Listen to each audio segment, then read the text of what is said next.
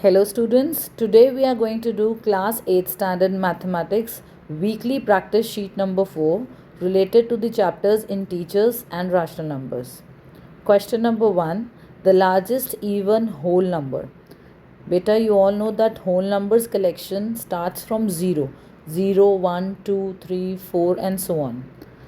Even whole numbers 0, 2, 4, 6, 8 and so on. इसमें उन्होंने सबसे बड़ा largest means the biggest one सब तो वड्डा होल नंबर पूछा है.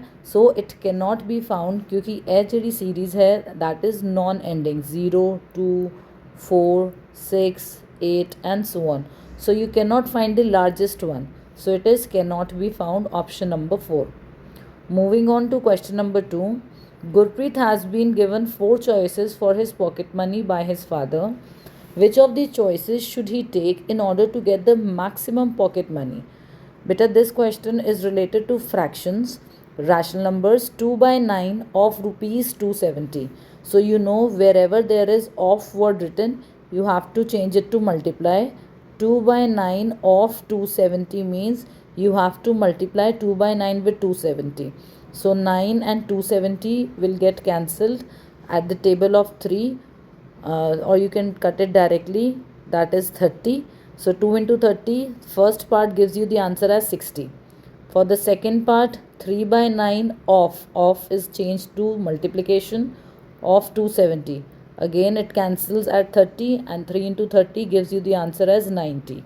For third option, 3 by 5 of rupees 270. So you will multiply 3 by 5 with 270 and 5 and 270 will get cancelled at 54 and this gives you the answer as 162. And last fourth option, 1 by 5 of 270. So 1 by 5 of 270, 270 and 5 get cancelled and that gives you the answer as 54. So you can see the maximum pocket money he is getting in the third option, that is 3 by 5 of rupees 270. This was a very easy question. Moving on to question number 3. Which of the following rational numbers is the reciprocal of itself? देखो 0 has beta no reciprocal. Reciprocal of 0 is not defined. Reciprocal of 1 upon 2 is 2. Reciprocal of 100 is 1 upon 100. And reciprocal of 1 is 1. So this rational number has the same reciprocal. So answer is option number 4, 1. Moving on to question number 4. The set of rational numbers is not closed. बेटा closure property होती है कि जब आप उसके ऊपर कोई भी ऑपरेशन लगाओ उस सेट ऑफ नंबर्स पे, then you get the same number. Like for example अगर होल नंबर्स को ऐड किया है then you get the whole number. Integers को ऐड किया है then you get integers.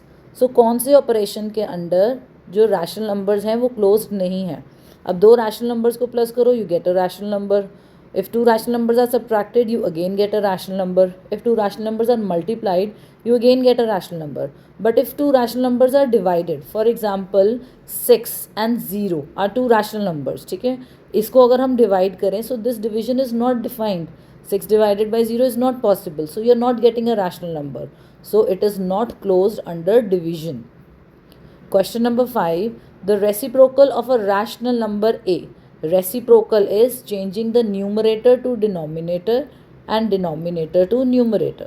So reciprocal of rational number A has denominator as invisible 1. So reciprocal would be 1 upon A. Question number 6. The greatest number which always divides the product of predecessor and successor of an odd natural number other than 1. बेटा the best way to do such kind of question is कि आप इसमें कोई example सोच लो. Natural number other than 1 at that has to be odd. Next natural number is 3. So 3 का successor is 4 and predecessor is 2. So इनका जो product है आप देखो प्रोडक्ट कितना आया 8. 2 4s are 8. 8 is not divisible by 6. 8 is divisible by 4. 8 is not divisible by 16. 8 is divisible by 8. तो हमारे पास अब दो ऑप्शंस बन रही हैं, वो 4 से भी डिविजिबल है 8 से भी डिविजिबल है. They have asked for the greatest number. ठीक है, let's take one more example. For example I take 5. So 5 का successor is 6 and predecessor is 4. So 4 6 that gives you 24. 24 again is divisible by both 4 and 8. But you have to tell the greatest number. So option 4, that is 8.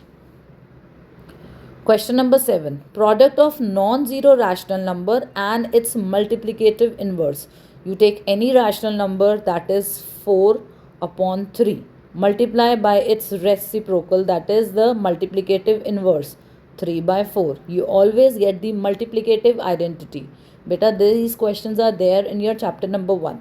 तो जब आप किसी भी rational number को उसके multiplicative inverse से multiply करते हो, you always get the multiplicative identity, that is multiplications I card, that is 1.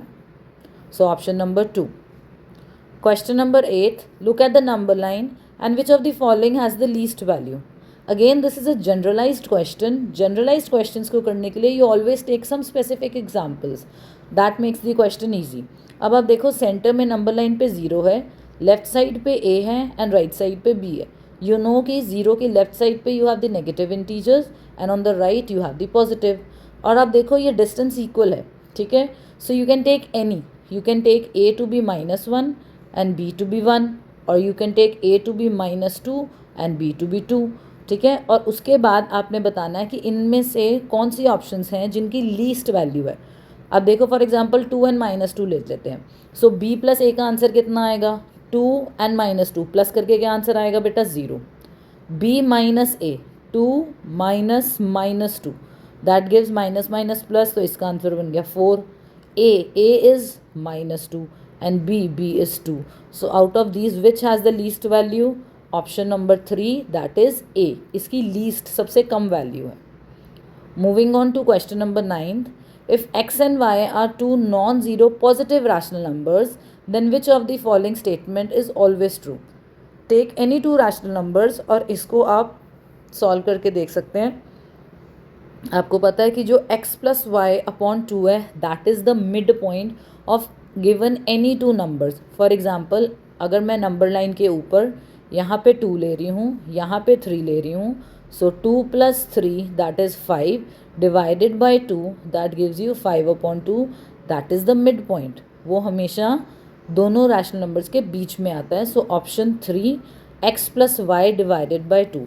कोई भी आपको दो इंटीजर्स दिए हों या नंबर्स दिए हों, एनी टू नंबर्स, तो अब जैसे फॉर एग्जांपल आपको यहाँ पे दिया हो 4/3 और यहाँ पे साइड पे दिया हो 6/3, सो इसके सेंटर में क्या आएगा, 5/3, that is 4/3 plus 6/3, 10/3 divided by 2, that gives you 5/3. Moving on to question number 10. How many integers are there between -1 and 1? ये बेटा आपका -1 है और ये 1 है, इसके बीच में इंटीजर्स पूछे हैं, दैट विल बी ओनली 0. तो -1 और 1 के बीच में एक ही इंटीजर आ रहा है, दैट इज़ 0. उन्होंने इंटीजर नहीं पूछा, उन्होंने उसकी काउंटिंग पूछी है. So answer will be 1.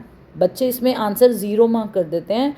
They have not asked the integer, वो कौन सा इंटीजर है, उन्होंने बोला है कितने इंटीजर्स हैं. सो एक ही इंटीजर है और उसकी वैल्यू क्या है, 0. और अगर इस क्वेश्चन में इंटीजर्स की जगह रैशनल नंबर्स होता तो हमारा आंसर होता इनफाइनाइट, क्योंकि -1 और 1 के बीच में इनफाइनाइट रैशनल नंबर्स हैं. पर अगर हम इंटीजर्स की बात करेंगे, so there is only 1 integer, that is 0. Moving on to question number 11. Look at the picture and answer the following questions. The distance between the police station and post office. Here is the police station and here is the post office. So ये वाला distance है बेटा हमारे पास 2 centimeter. Is dash times the distance between the bookshop and the post office. Bookshop and the post office. So this distance is 5 centimeter. So आप यहाँ पे जो options हैं वो put करके देखो कि 2 centimeter is equal to 5 times, times का मतलब होता है बेटा multiply, this times means multiply, 5 times 5. बेटा ये इक्वेशन सेटिस्फाई नहीं हो रही because 2 is not equal to 25. So ये ऑप्शन नहीं है. सेकेंड ऑप्शन पुट करके देखो, 2 is equal to 6 times 5. No, इस राइट साइड पे 30 बन गया, लेफ्ट साइड पे 2 है, सो दिस ऑप्शन भी नहीं है. Then 2 is equal to 2 times 5. No, left hand side पे 2 है, राइट हैंड साइड पे 10 बन गया, ये भी नहीं है।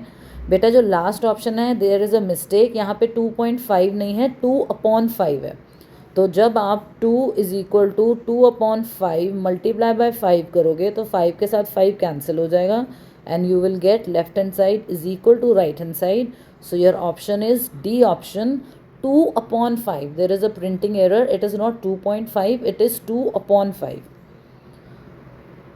Moving on to question number 12. Gursevak ate half of the pizza. बेटा इसमें कंफ्यूज नहीं होना, क्वेश्चन को ध्यान से पढ़ना है। हाफ 2 बार ही लिखा है, एक बार ही न्यूमेरिक फॉर्म में और एक बार ही वर्ड फॉर्म में। उसने आधे पिज़्ज़े का आधा खाया।